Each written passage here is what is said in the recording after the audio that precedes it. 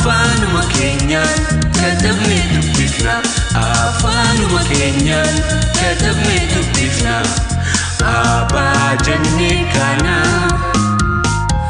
kanumaan jalqabna afaanuma keenyaan katabnee dubbifna.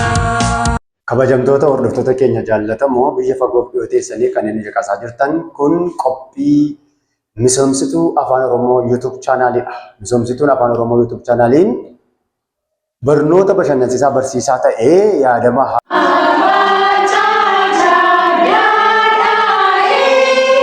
irratti